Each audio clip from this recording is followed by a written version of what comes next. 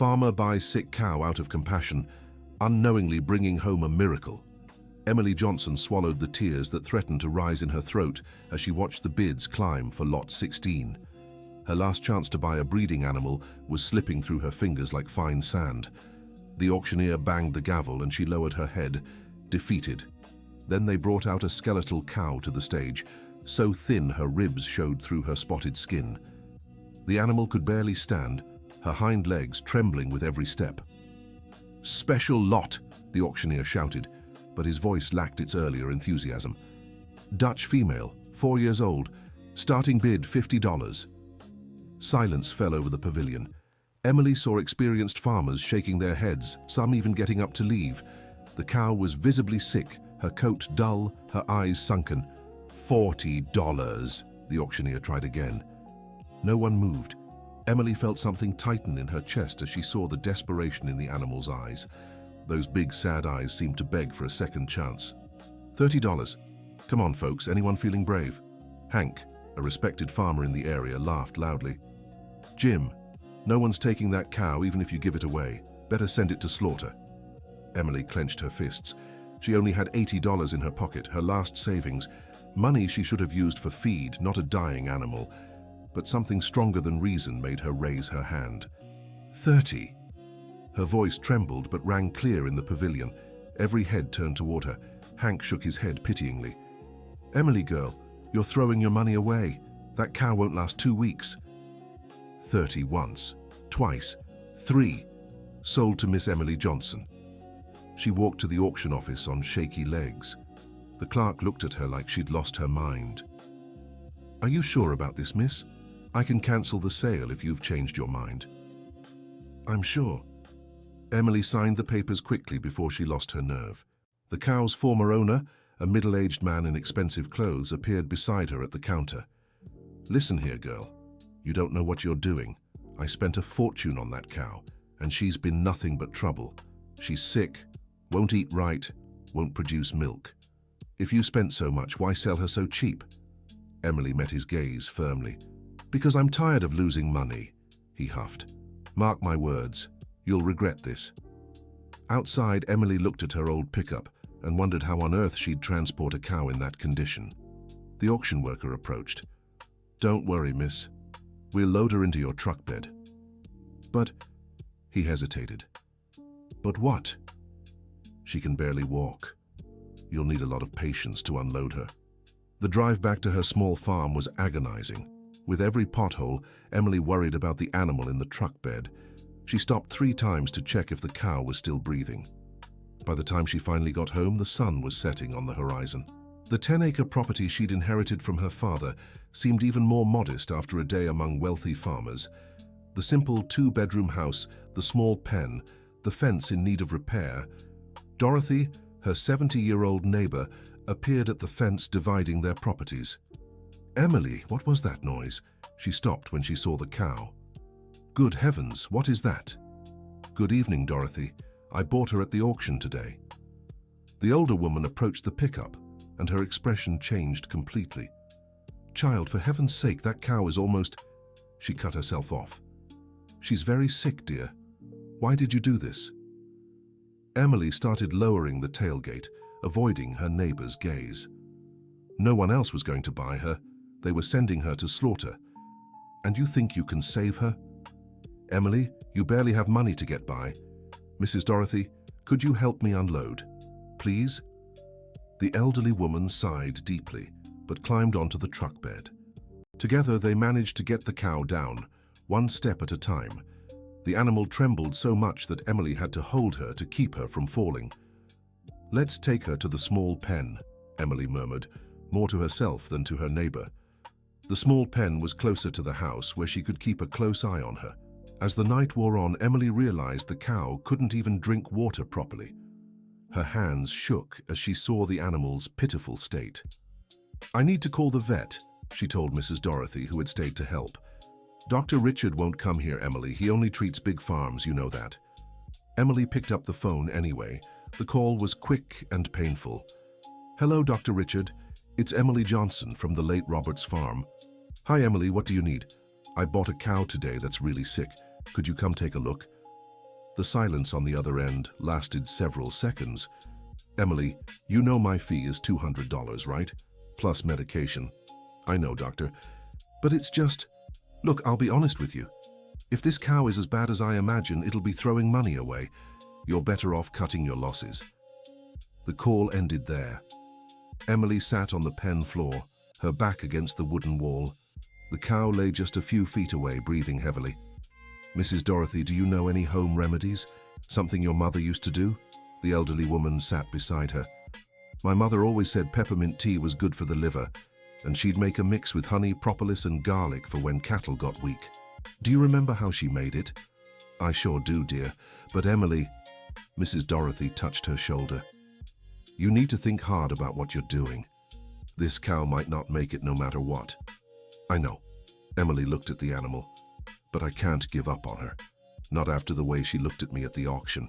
Dear listener, if you're enjoying the story, take a moment to like and especially subscribe to the channel. It really helps us who are just starting out. Now back to the story. The first 3 weeks were torture. Emily slept in the pen, waking every 2 hours to check if the cow was still breathing. The animal, which she decided to name Hope, barely ate. Mrs. Dorothy brought the teas and homemade remedies religiously.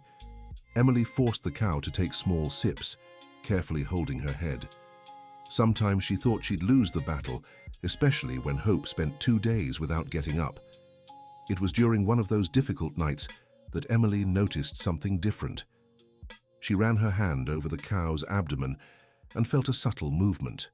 Her heart raced. "Mrs. Dorothy," she shouted, running to the fence. "Can you come here?" The neighbor appeared in her nightgown and slippers, worried. "What is it, dear?" "Put your hand here." Emily guided the elderly woman's hand to Hope's belly. Mrs. Dorothy closed her eyes, concentrating. Suddenly, her eyes widened. "Emily, this cow's pregnant. Are you sure?" "Dear, I've helped deliver more calves than you've lived years." Mrs. Dorothy smiled for the first time in weeks, and by the movement, she's pretty far along. Emily felt tears streaming freely. This wasn't just a sick cow she'd saved from slaughter. It was a mother expecting a child. "That's why no one wanted to buy her," she murmured. "They thought it was just illness, but it was a complicated pregnancy too." "That explains a lot," Mrs. Dorothy agreed. "Pregnant cows get more sensitive, lose weight if not well cared for." In the weeks that followed, the care intensified. Emily began giving special feed to pregnant females, even though she knew it would deplete her last financial reserves. Little Hope slowly started to improve, gaining weight bit by bit. But the gossip in town spread quickly. At the market, the pharmacy, the church, everyone was talking about the girl who'd lost her mind buying a dying cow for $30. "Poor Emily," she'd hear whispers as she passed. "Ever since her father died, she's been a little lost in life." The worst of it came when her older sister, Sarah, showed up at the farm one Saturday afternoon. She'd moved to New York at 18 and only came back for emergencies or when she wanted something. "Emily, we need to talk," Sarah said, stepping out of an imported car wearing clothes that cost more than the farm's monthly income. "Hi, Sarah. What a surprise." "Cut the small talk." Sarah glanced at the cow with disgust. "And what's that smell?" Emily led her to the porch. Sarah sat in the rocking chair where their father used to spend his afternoons, but looked uncomfortable, as if the wood were dirty. "Emily, I won't beat around the bush. The whole town's saying you've lost it. Buying a sick cow, spending money you don't have. The cow's getting better, Sarah, and I found out she's pregnant." "Pregnant?" Sarah laughed dryly. "And that'll fix your problems? Emily, you're 3 payments behind on the farm loan." Emily's stomach dropped. She knew about the debts, but hearing it from Sarah made it all too real. "I know, but I can't sell the farm. It's all we have left of Dad." "Dad's gone, Emily." Sarah slammed the table. "And he left more debt than assets. You need to be realistic." "What do you want, Sarah?" "I want you to sign this." She pulled a folder from the car. "Authorization to sell the property. I already have a buyer interested." Emily skimmed the papers. It was a sale offer for barely enough to cover the debts. "And then what? Where will I live?" "You come with me to New York, get a real job, stop playing farmer." "Playing?" Emily felt anger rise. Sarah, this land is our life. Our life? Sarah stood. Emily, you live in a house falling apart, tending to a sick cow without even enough money for decent clothes. That's not a life. The argument was interrupted by Dorothy, who appeared at the fence carrying a pot. Good afternoon, girls. Brought some bean stew for Emily. Sarah looked at the neighbor with barely concealed disdain. Dorothy, don't you think you should talk some sense into my sister? Staying here isn't getting her anywhere. The older woman set the pot on the table and faced Sarah firmly. Young lady, sense isn't just about money. Your sister has a heart worth more than any dollar. A heart doesn't pay bills, Sarah shot back. And money doesn't buy character, Dorothy replied without backing down. Sarah angrily gathered the papers. Emily, you have until the end of the month to decide. After that, I'll have to take drastic measures. What measures? Dad's will leaves the farm to whoever can keep it productive. If you can't, the property legally passes to me. Emily felt the ground give way beneath her. You're lying. I can show you the will if you want, Sarah said coldly. Dad didn't want the land to go to waste. If you can't manage it, I have the legal right to take over and sell. After Sarah left, Emily collapsed into the chair. Dorothy sat beside her. Sweetheart, has your sister always been like this? Always. Even as a kid, she thought she was better than everyone because of her grades. And do you believe that about the will? I don't know. Emily rubbed her tired eyes. Dad never mentioned it. But Sarah wouldn't lie about something so serious. Do you have a copy of the will? It must be stored somewhere in the house. Dad didn't like talking about these things. They spent the rest of the afternoon searching for the papers. They found the will in an old folder inside the closet of their parents' bedroom. Emily read it aloud, her heart tightening with every line. Here, she paused at a specific paragraph. I leave the rural property to my daughter Emily Johnson, provided she can keep it operational and productive. If she fails to establish sustainable farming activity within 2 years of my passing, the property will go to my daughter Sarah Johnson, who will have the freedom to dispose of it as she sees fit. When did your father pass away? Asked Dorothy. 1 year and 8 months ago. Then you only have 4 months left to prove the farm is productive. Emily looked out the window at the corral where Hope rested.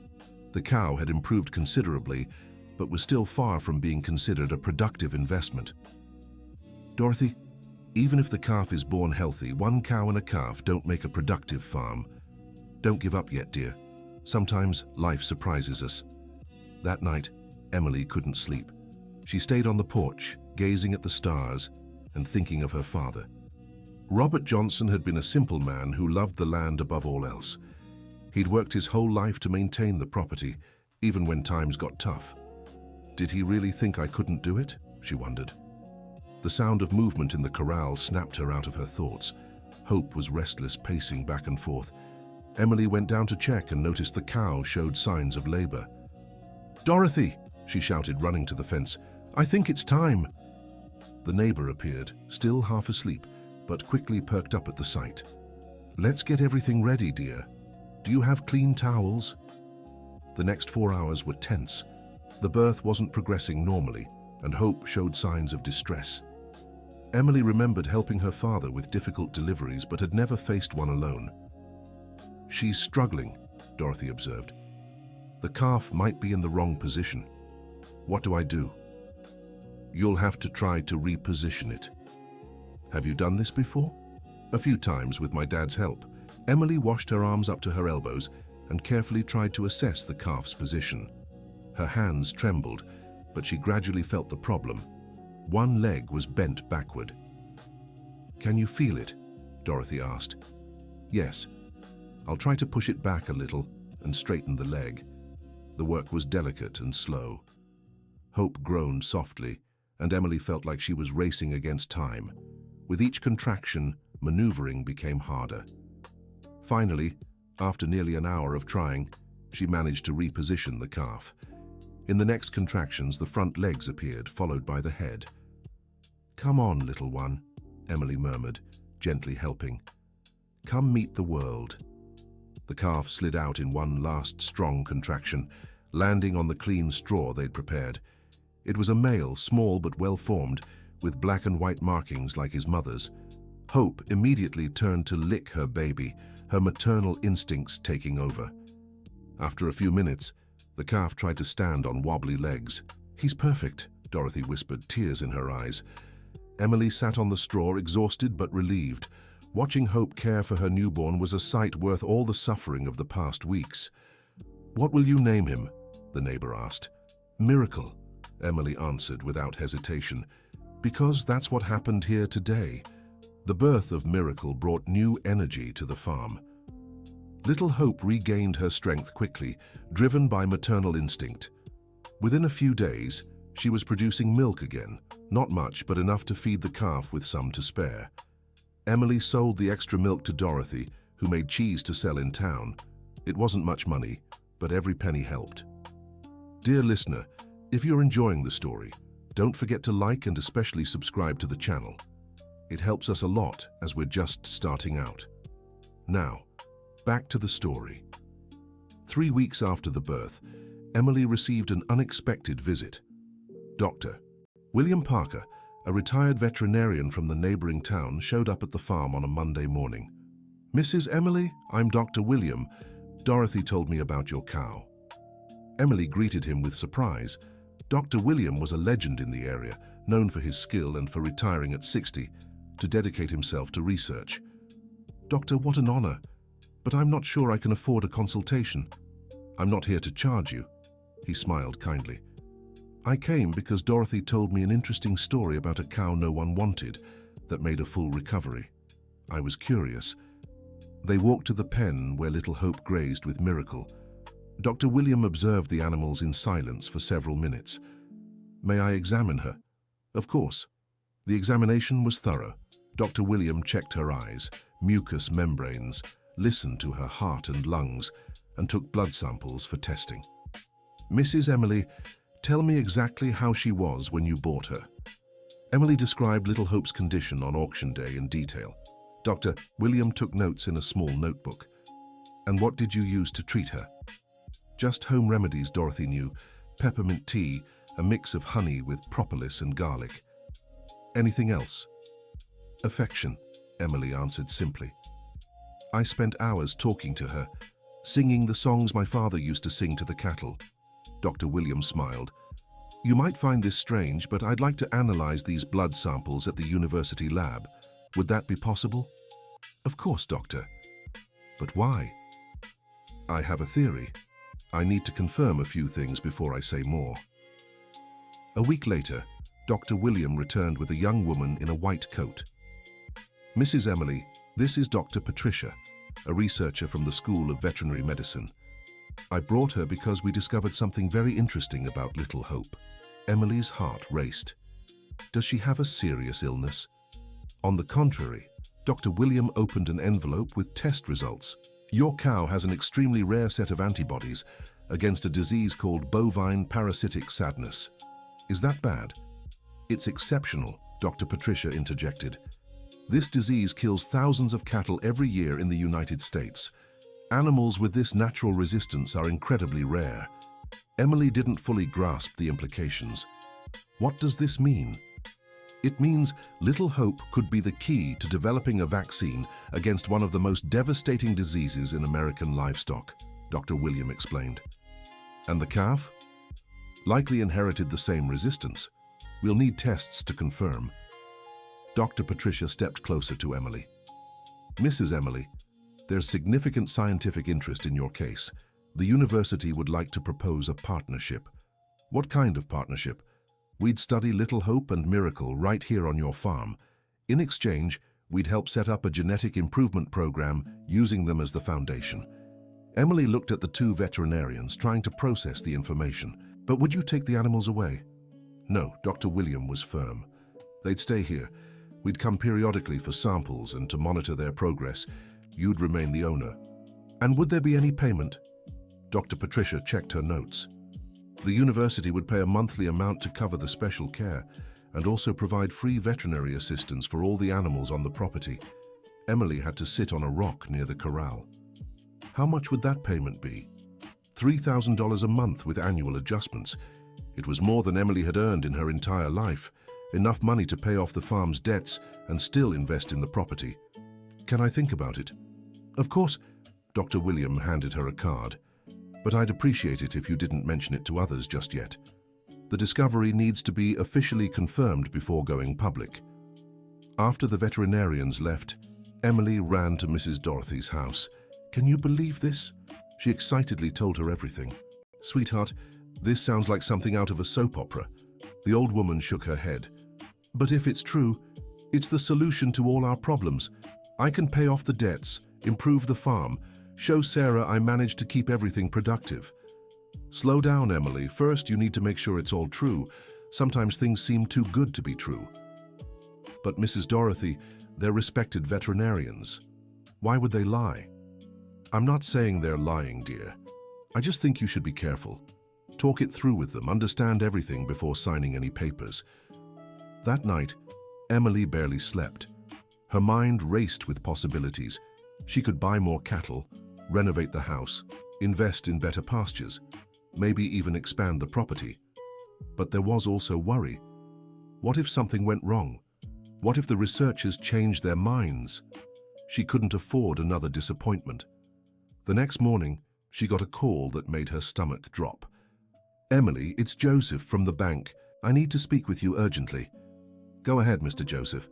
The overdue payments. You have 2 days to settle the situation, or we'll have to foreclose on the mortgage. 2 days? But you said I had until the end of the month. That was before your sister showed up here. She brought some papers about the will. So anyway, the situation has changed. Emily hung up the phone with trembling hands. Sarah had pushed up the deadline, pressuring the bank. 2 days wasn't enough time to arrange anything with the university. She ran to the corral where Hope was nursing Miracle, the 2 animals that represented both her salvation and her ruin. What do I do now? She asked the cow, as if it could answer. That's when she heard a car pulling up. It was Dr. William, this time alone. Mrs. Johnson, good morning. I came because I need to talk about a complication. Her heart raced. What complication?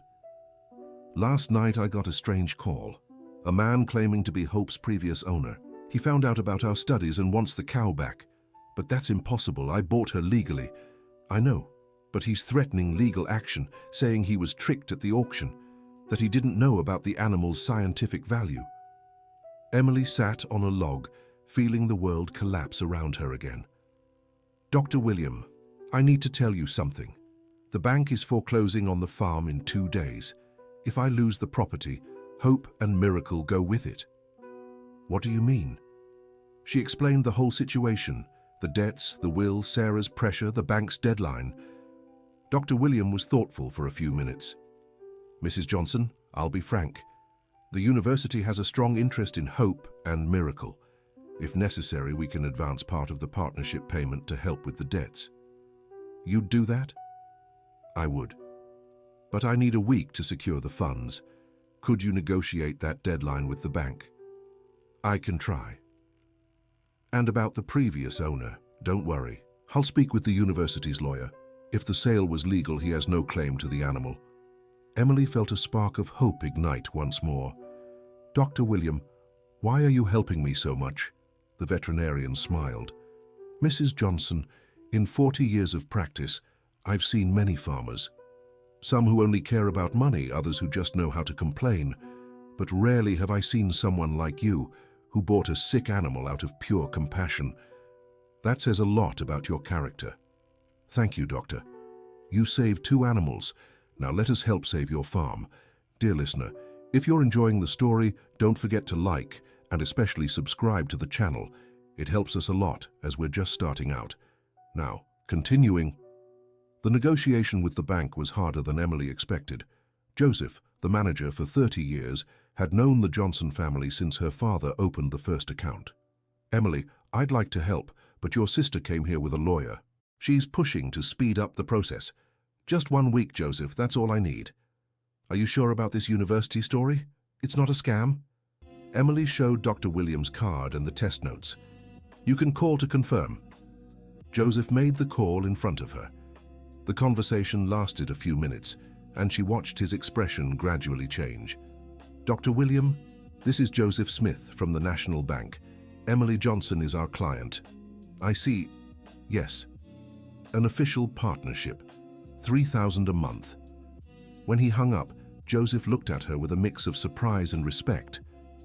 Emily, in 30 years at the bank, I've never seen anything like this. You really found a golden goose there. So can you give me a week? I can, but your sister won't like this one bit. Emily left the bank feeling more confident, but the peace didn't last long. On her way home, she found Sarah waiting on the porch, furious. Emily, you went behind my back at the bank. Hi, Sarah. I just asked for one more week. A week for what? To keep playing farmer? Emily took a deep breath and decided to tell the truth. Sarah, something incredible happened. The cow I bought, she has rare antibodies. The university wants to partner with me. What kind of story is this? Emily explained everything, the tests, the research, the monthly payment. Sarah listened with growing skepticism. Emily, you can't be this naive. It's a scam. It's not a scam, Sarah. I've already confirmed everything. And you think you'll get rich off a sick cow? Sarah laughed sarcastically. Wake up. I don't want to get rich. I just want to keep the farm and honor Dad's memory. Dad is gone, Sarah shouted. And you need to stop living in the past. The argument was interrupted by Dorothy, who appeared at the fence. Good afternoon, girls. Everything okay? Dorothy, can you please explain to my sister that I'm not making this up? Emily asked. The elderly woman looked firmly at Sarah. Young lady, your sister isn't making anything up. I saw the veterinarians here. I saw the tests. It's all true. You believe in this fantasy too? I believe because I saw it, and because I've known Emily since she was a child. She's never lied in her life. Sarah angrily grabbed her purse. Fine. You want to be stubborn? Then let's see how this plays out. But when it all falls apart, don't come crying to me. After Sarah left, Dorothy walked closer to Emily. Sweetheart, has your sister always been like this? Always. Since she was little, she thought she knew better than everyone else. And you? Are you really convinced this university story is true? Emily hesitated for a moment. Dorothy, I have to believe. It's my only chance. Then let's move forward. But keep your eyes open. The following days passed slowly. Emily took extra care of little Hope and Miracle as if they were her only link to salvation. Dr. William called daily with updates on the release of the funds. It was on Thursday that the man claiming to be the former owner showed up. Charles Miller arrived in an expensive pickup truck, accompanied by another man in a suit. Are you Emily Johnson? That's me. My name is Charles Miller. That cow there used to be mine. Emily felt her stomach tighten but kept her composure. She was yours and now she's mine. I bought her legally. Miss, you were clever. You bought her for $30 and now she's worth millions. Millions? How? The man in the suit introduced himself. I'm Dr. Augustus, Mr. Charles's lawyer. We're here to make an offer. What offer? $100,000 for the cow and the calf, Charles said bluntly. Emily swallowed hard. It was an absurd amount, more money than she'd ever seen in her life. And if I don't want to sell? Then things could get complicated. Dr. Augustus opened a briefcase. We have evidence that my client was deceived at the auction. The auctioneer withheld important information about the animal's reproductive state. What evidence? Veterinary exams proving the cow was pregnant on the day of the sale. Information that should have been disclosed. Emily's legs felt weak. But no one knew she was pregnant. We did, Charles said with a cold smile. And we can prove it. That's a lie. It's your word against ours, and we have the resources for a long, expensive legal battle. Dr. Augustus placed a paper on the table. This is a friendly agreement. You get $100,000 and avoid a headache. Everyone wins. Emily looked at the two men, feeling cornered. I need to think. You have until noon tomorrow, Charles stood up. After that, we'll take legal action. When they left, Emily rushed to Dorothy's house. They're lying, aren't they? She asked desperately. Honey, I don't know. But one thing I do know. A man offering $100,000 for a $30 cow isn't doing charity. What should I do? Call Dr. William. Tell him what happened. The call to the vet was urgent. He promised to come immediately with the university's lawyer. Mrs. Emily, don't sign anything until we get there. and don't let them take the animals under any circumstances. That night, Emily slept in the barn, hugging Miracle. The animals seemed to sense her distress, staying calm and close. "Miracle, I don't know what's going to happen to us," she murmured, "but I promise I'll fight to the end." The next morning, Dr. William arrived early with an elegant woman.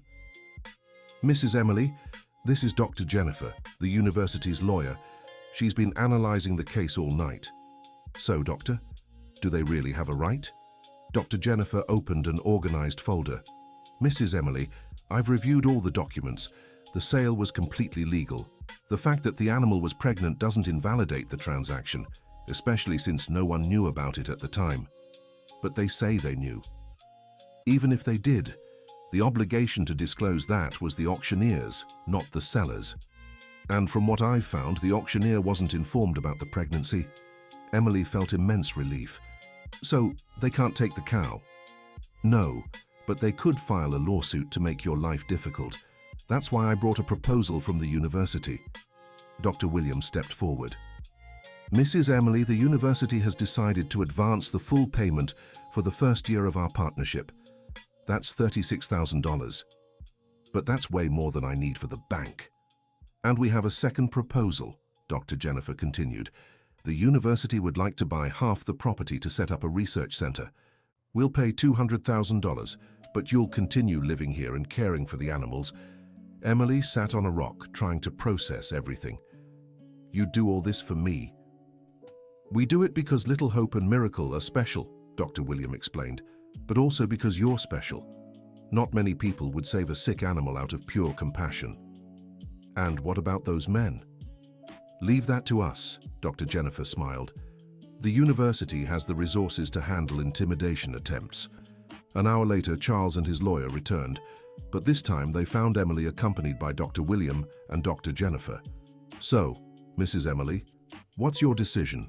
Charles asked, ignoring the others. "My decision is not to sell," Emily replied firmly. "Then we'll take this to court." Dr. Jennifer stood up. "Mr. Charles, I'm an attorney for the state university. Before pursuing any legal action, I suggest you consult your lawyer about the implications of attempting to defraud a bidding process." "What do you mean?" "The university conducted a preliminary investigation. We found that 6 months ago, you tried to sell this cow to private labs, claiming it had disease resistance. At the time, you couldn't prove it and abandoned the sale." Dr. Augustus turned pale. That proves nothing. It proves you were aware of the animal's special traits and still chose to sell it at auction for a pittance. That constitutes bad faith and could result in legal action for attempted fraud." Charles looked at his lawyer, who subtly shook his head. "Fine," Charles huffed, "but this isn't over." "You have every right to challenge the sale through legal means," Dr. Jennifer replied calmly. "But any further intimidation will be reported to the proper authorities." After the two men left, Emily hugged Dr. William. "Doctor, how can I ever thank you for all this? By taking good care of Little Hope and Miracle, they're the future of American cattle farming." With the advance payment from the university, Emily paid off all the farm's debts. Joseph's expression at the National Bank was priceless. "Emily, in 30 years I've never seen a turnaround like this. Congratulations!" The news spread quickly through town. The same people who had doubted her now wanted every detail of the story. Sarah took 3 days to show up, and when she did, she was visibly upset. "Emily, I heard you paid everything off." "I did."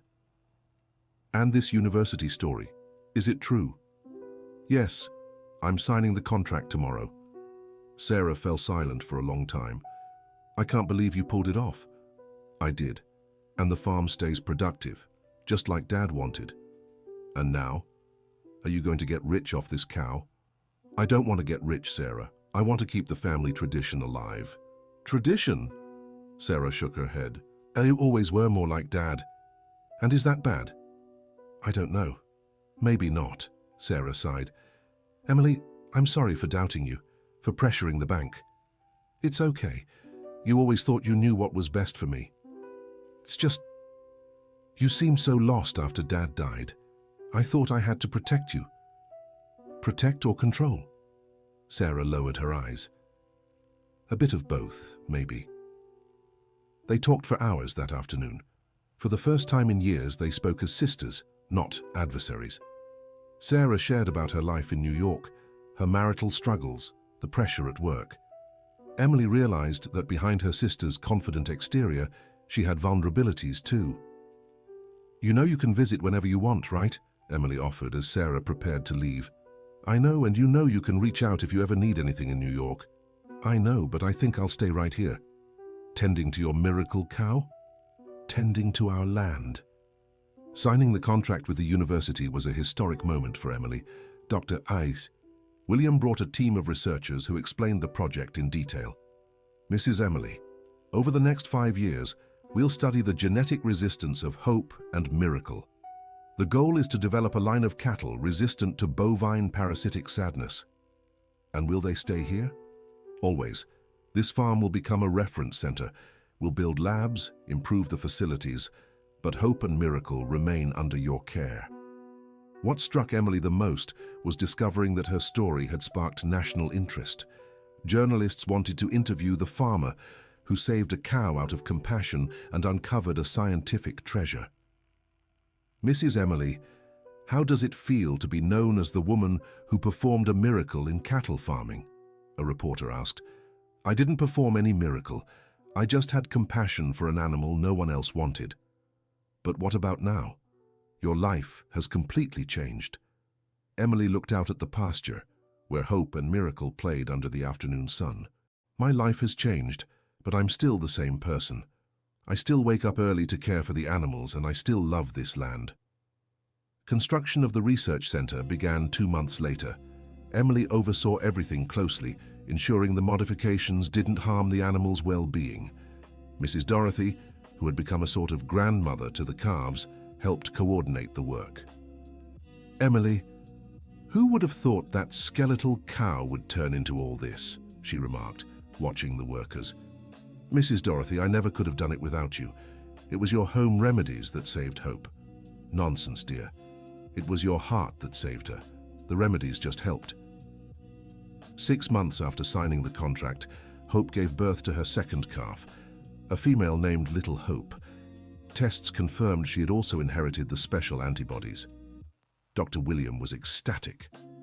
Mrs. Emily, now we're certain the resistance is hereditary.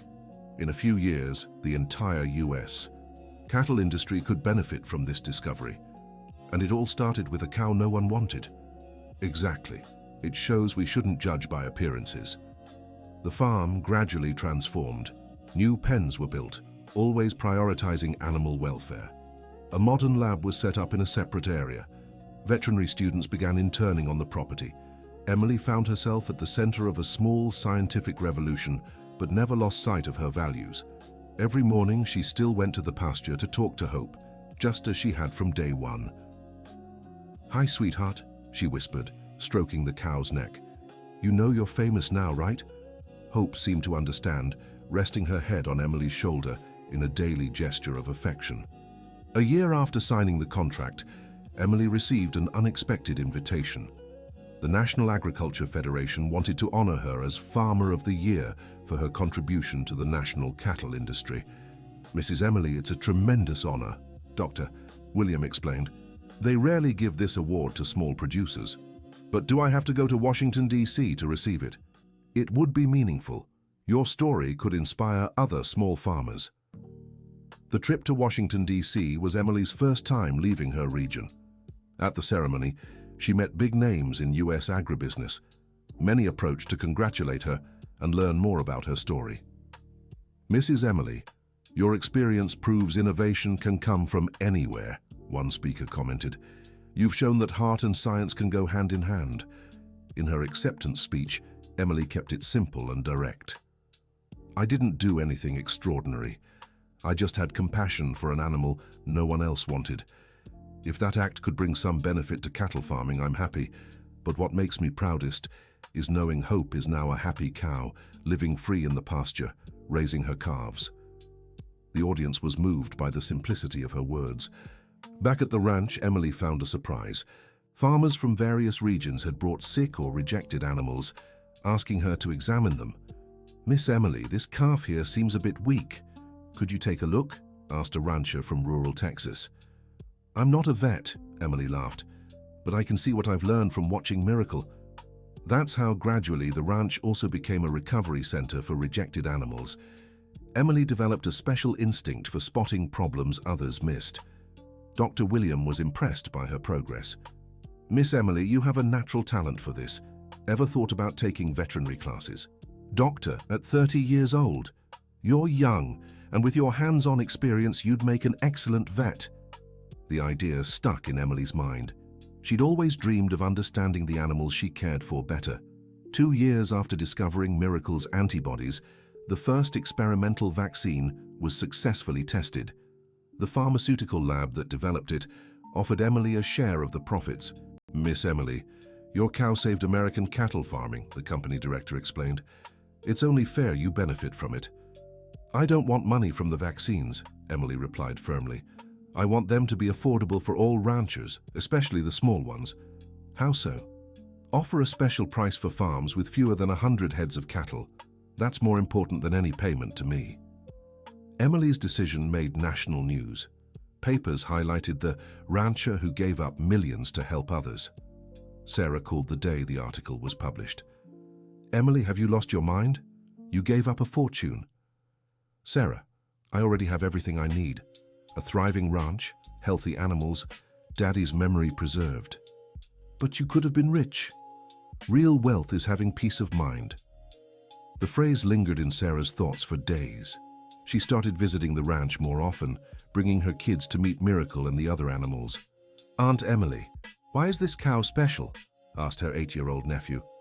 "Because she taught me that sometimes what seems lost is just waiting for a chance," Emily explained, stroking Miracle. "What's she waiting for?" "Someone to believe in her." The ranch kept growing. New researchers arrived, students wrote theses about the project, visitors came to learn the story. But Emily kept her routine simple, waking early, tending the animals, chatting with Dorothy, keeping the family tradition alive. Miracle, now a strong and healthy cow, had become the mother of 5 calves, all with the same special genetic resistance. The herd grew naturally, unhurried, respecting nature's pace. "Miss Emily," Dr. William remarked during one of his regular visits, "I've never seen animals so well cared for and yet so important to science." "That's because they're not just science to me, Doctor. They're family." 5 years after that auction day, Emily stood in the pasture watching Miracle play with her calves when Dorothy approached. "What's on your mind, dear?" "Just remembering the day I brought her home. Who'd have thought a dying cow would change so much?" "It wasn't the cow that changed things, Emily. It was your heart." "You really think so?" "I'm sure of it. The cow just revealed what was already inside you." At that moment, Miracle walked up to the 2 women and, as she did every day, rested her head on Emily's shoulder. It was a simple gesture, but it summed up the whole journey. From a rejected cow and a desperate rancher came a story of compassion that revolutionized American cattle farming. But for Emily, the true miracle wasn't in the antibodies or the scientific success. The real miracle was the ability to see hope where others saw only loss, the courage to believe when everyone doubted, the strength to stay true to her own values even when the world offered other choices. Emily Johnson had saved Little Hope at that auction, but in truth, Little Hope had also saved Emily. She had saved the farm, preserved her father's memory, and proven that compassion can bring real and lasting change. As she watched the herd grazing under the golden afternoon sun, Emily smiled. Her father would be proud. The land he loved so much remained productive. But now it was also a symbol of hope for farmers across the country, and it had all started with a simple act of compassion for a cow no one wanted. The end. Now tell us what you thought of this story and where you're watching from. Do you believe Emily made the right decisions? Share your honest thoughts in the comments. We'd love to hear from you. Thank you so much for joining us. Don't forget to like the video and, most importantly, subscribe to the channel so you don't miss other heartwarming stories.